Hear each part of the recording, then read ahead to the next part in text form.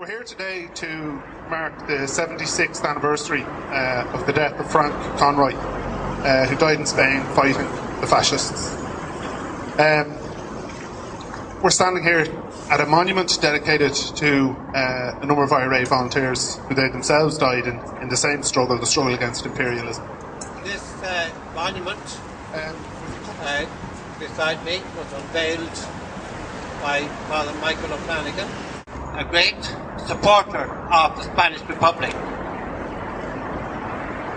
possibly uniquely among the Catholic clergy, and certainly very much against the position of his bishops, who this monument commemorates. Were also trade unionists, and I expect that Frank Conroy was present when it was unveiled. It was led by his class consciousness and his experience in fighting for the Irish Republic as a railwayman and a trade unionist. His thinking led him into the Republican Congress and the Communist Party. As my father, Frank Edwards, put it, that as an Irish Republican, it was beholden on him to defend the Spanish Republic, that it was part of the one fight.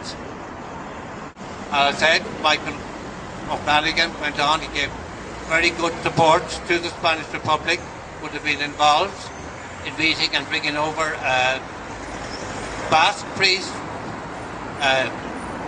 Ramon Lopera, and very much involved with one of the organisers of the Spanish Aid Committee, with my mother and her friend Nora McKinley, that's Nora Harkin, who only died during the past summer. This commemoration is not just a commemoration of events, as far as I'm concerned at least, events 75 years ago.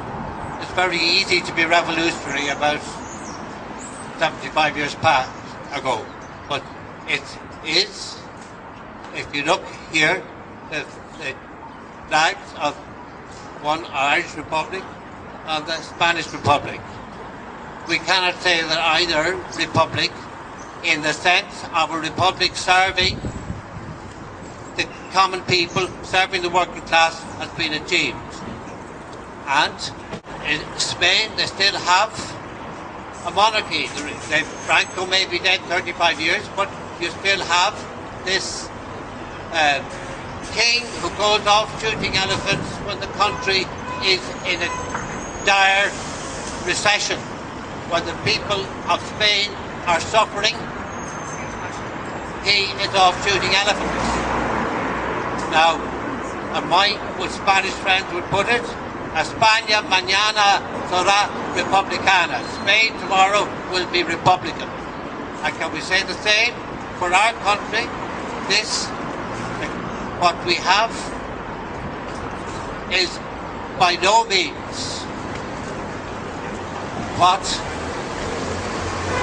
we aim for, what the Republican Congress or Communist Party or the Republican movement in general aimed for in those days.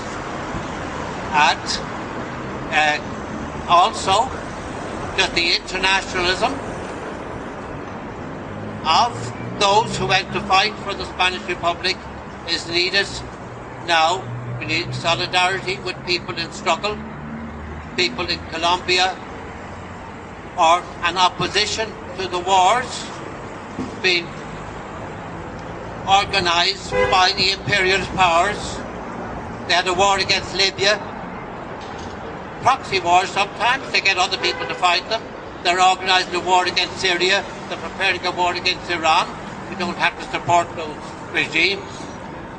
To see what a terrible affliction of wars is still part of the scenario. And just as the democratic states and the democratic imperial powers thought they could use fascism in the time of the Spanish War, Now they think they can use the most appalling mafias, jihadists, and the most backward medievalists. They think they can use them. Now, if we commemorate, and Bob Doyle always said, if we commemorate the Spanish War, we must involve ourselves in the struggles of today and draw an inspiration from those people who went and fought in that struggle for now. And I salute Frank Conroy and all those who died in the struggle, and all the people from Kildare, and the people whose monument was erected here in 1935. Thank you very much. I'm very proud and happy to be here today commemorating the life and the struggle, as well as the death of Frank Conroy. The new Irish state and the Spanish Republic were the two states, societies that were not decided by the victors at the peace conference of 1919, but emerged from their own people's struggles. And in that way, they have more than an obvious outer parallel. However, in the crisis of the 1930s, after the sudden collapse of finance of the great 1920s boom, the banks were collapsing in the 1930s of Europe, the USA and the West. The government said they were obliged to cut back on basic welfare. Employers were cutting wages, closing jobs, and finally even the tiny and miserable dole payments of the time were cut. Here in Ireland, the right wing, controlling the state power, were fighting against the workers' right to join unions, and against the left and those Republicans who stood with them in defending tenants from eviction, in defending the unemployed, and the struggle of those who were underpaid. In Leitrim in those days, a small farmer could be deported because of the communist Red Scare. In Dublin, Charlie Donnelly was jailed for helping to picket Somac's shirt factory for the right to join a union. There was an old woman in York Street tenements off Stephen's Green with an income of 10 shillings a week. Her rent was 10 shillings and sixpence, and she was thrown into the street. The interim report on Dublin slum clearance found 19,000 people living in one-room tenements. 40,000 of those Dubliners were in tenements condemned by the Medical Officer of Health in 1935. The IRA members who went on to form the Republican Congress were the ones who saw that the danger to public Naheran was the danger to Pobble Naheran, and they were prepared to unite to fight it, together with organisations and people they might never have stood with before. If we look back at that first Dáil of 1919 and its great proclamation, where it said that all right to property must be subordinated to the public right and to welfare, whose first duty would be the welfare of its children, which would create an effective public healthcare system in 1919, and we ask, have we still got it today? This was adopted unanimously, without debate. Yet within 4 months, De Valera would announce that it was postponed. And later, a Free State minister would call it mostly poetry. But the speaker who introduced it had proclaimed, quote, "A nation cannot be said fully to live in spirit or materially, while there is denied to any section of the people a share of the wealth and the riches that God bestowed around them." Father O'Flanagan, who read the prayer that opened that first independent Irish Parliament, stood here in 1935, 1 year before Spain's Civil War, when he inaugurated this monument to 7 workers shot in the Irish Civil War for being caught with weapons, just as General Franco would be shooting Spanish workers caught with weapons 1 year later, resisting his rebellion against Spain's newly elected Liberal government. Barely 15 years separated these similar policies of the Irish and Spanish army authorities. Peadar O'Donnell, one of the first organisers of the IRA, who formed the Republican Congress in 1934, took the first step into Spain's civil war by accident when he needed a break from things here in Ireland. As he said, crowds had got into the habit of singing hymns at me and hurling bottles, and I missed the turning for Scotland, and I took the road for Spain instead. I walked into a civil war one time in Achill over a sub-post office, just as I walked into one in Spain, and it was the same civil war. A picture of Achill is a snapshot of Spain. The uproar which the news from Spain caused in my own country rekindled the antagonisms of our civil war. All wars are fought between devils and angels, and war propaganda remains the most monotonous of all human cries.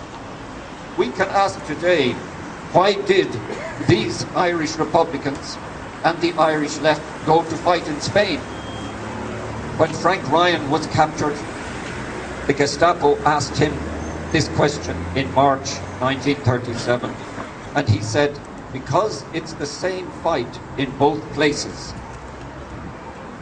A reporter in Spain, Claude Coburn, later to live and write in Ireland, remembered they were fighting to protect not only what they had, but what they hoped for. They thought democracy meant power to the people. They had a clear understanding of what would happen to workers, peasants, and intellectuals if the fascist attack led by General Franco were to succeed. Their trade unions and village committees would be destroyed. Wages and salaries would be pushed down to poverty and kept there for years to come. It was an illiterate peasant from north of Almeria who said to me, if these people win, my children will never get an education either. And Peadar O'Donnell found in Barcelona that the workers had the experience of the backward developments which mocked the promises of the 1931 declaration of their republic, to warn them that governments can only be trusted as far as you can drive them. The middle farmers of Spain saw the small men on the land living in misery, but they said if the landless got their way, the countryside would be filled with paupers calling themselves farmers. Yet wages then in Spain were as low as 3 pesetas for the working day, and that day lasted as long as there was daylight to work by, and hardly a single labourer could read and write.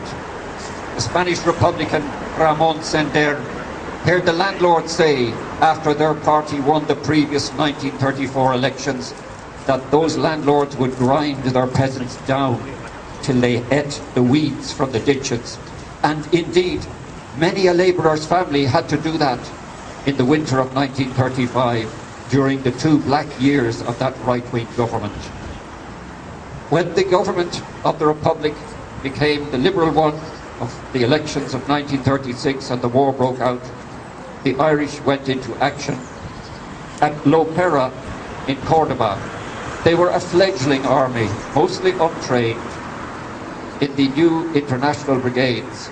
145 English speakers were in the number 1 company of the French 14th International Battalion, sent south on Christmas Eve 1936 from their base.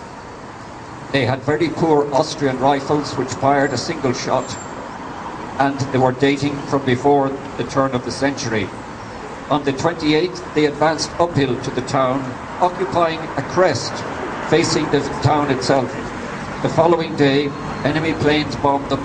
They were heavily machine gunned by defenders, and even volunteers with relative combat experience like their Commissar Ralph Fox and the English poet John Portford were killed, as were Frank Conroy, Kildare, Henry Boner, Dublin, Jim Foley, Dublin, Tony Fox, Dublin, Leo Green, Dublin, Michael May, Dublin, Johnny Meehan, Galway, Michael Nolan, Dublin, Tommy Woods, Dublin. One of the Manchester volunteers, always a friend of the Irish, Walter Greenhall, remembered, when we set out, we'd never even seen a rifle. We were marched from the base to trucks, off to a railway station, and spent the night on a train. Early next morning, we arrived in a warmer climate. As we marched out of that station, we were brought to a warehouse. Each man got a rifle, and on the stock was a brass plate which said something like 1876. They were single loaders, but later some had a small magazine to fill. We slept on the side of the road that night, and an Irishman came over to me saying, "Have you ever seen a Lewis gun, one of the old World War I weapons?" He'd only been a drummer in the Territorial Army as a teenager, but the Irishman said, "Look, I've got this French chow-chow gun, and it jams every so often when the bullet comes out of line. I need someone to straighten it, and you can act as number 2. They sent out patrols to Villa del Rio to find that the fascists were already on that road. So they set out the following day. Kid Conway was one of 3 section commanders, and they practiced their gun during the night on the road, and in the morning in the trucks continued till they heard a plane coming over, where they took cover at the side of the road. The plane came down strafing both sides, and one of them, called Seagull from London, was killed, their first casualty. They got back in, and a patrol stopped them, and they got out there into the olive groves to their advance. Walter remembers MacDade, the Irishman, was in charge of some of the Irish there. We took a hill with little fighting, and were told we would attack Lopera at dawn next day. When he woke up, he said, "We were frightened of the attack, but it was so cold in December in Andalusia, we were actually hoping the attack would come soon, even if we got killed." The dawn did come, and we could see the fascists on the other side of the valley bringing up their machine guns. The artillery fire we'd been promised never came. And then we found the fascists had positions taken on both sides of us, but we couldn't fire at that distance with our old rifles and reach them. Suddenly fascist artillery opened up, and then the machine guns on our flanks opened up. The air was alive with bullets. We slithered from the crest to join the rest of them, but things were no better down there. We were caught in a crossfire from both sides. Our only chance lay in running the gauntlet of this murderous crossfire, getting back to the position we had taken the day before. George Nathan, our officer, said, "Right, fall back." Shells were falling across our line of withdrawal. He got us to retreat, the fascist machine guns firing as well. A shell burst close to us, and my Irish comrade was hit and taken away by stretcher. We fought a retreat for the whole of that day. By the time we'd finished, we were back in the original trench we captured on the hill crest the day before.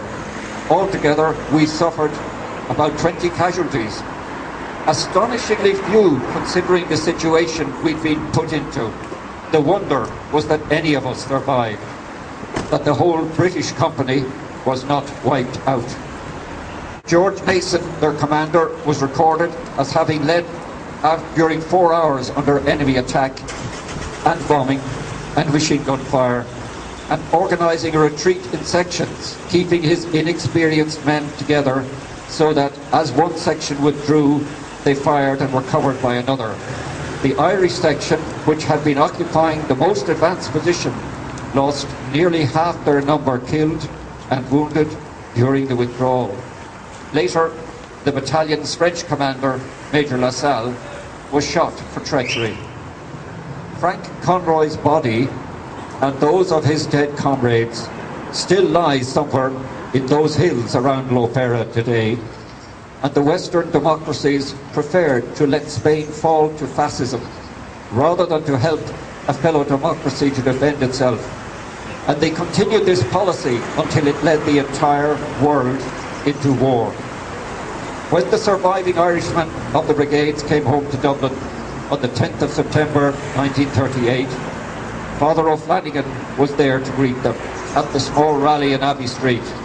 He then went and made a solidarity visit to Barcelona in December and spoke at the London meeting honouring the fallen of the brigade in January of 1939.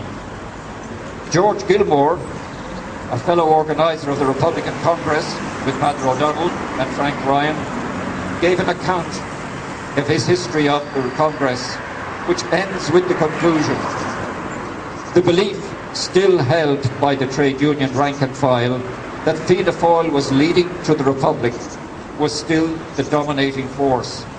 To break that illusion was the aim of our Congress, and in that we failed. We failed, in a word, to bring forward organised labour into the leadership of the national struggle. The junction of forces did not hold. The industrial section withdrew from the task for which it was not ready, and the opportunity in those critical years was lost. Perhaps in this story of our failure, there may be some pointers towards making an effective alliance between the progressive elements. The reconquest of Ireland by its people awaits the day when those forces meet and hold. Padre O'Donnell's quote is worth remembering here, that in all great island-shaking conflicts, you only get one glimpse of the root issue before the churning passions arouse some old battle cry of clan or nation or religion. Our challenge today is to turn this crisis into a transformation, to abolish the domination of those elites who caused it, and the impunity of our billionaire class, who cannot even be charged in court regardless of what they do, to end the gross overpayment and tax scandals of our mere millionaires, and to make our country move towards the kind of vision of that first Dáil that Father Flanagan opened, and the society which Frank Conroy fought and died to help the Spanish people achieve. Above all, we must not have one day to write someday what George Gilmore had to write about the Republican Congress. Because if our existing elites do survive in power, we will have failed again too. And then we will hear those tragic words of Father O'Flanagan: they have fooled you again. My sincere thanks for a second opportunity to speak in this county to Michael Healy, his committee, comrades and friends. I learnt in Monaghan in County Wexford not to try and describe the life of a local man, because the real expertise and knowledge of that life is here among yourselves. It is a local person or persons who will find how to trace those memories of Frank Conroy, the stories handed down about him, which are still known in homes and local communities of Kildare. Salute.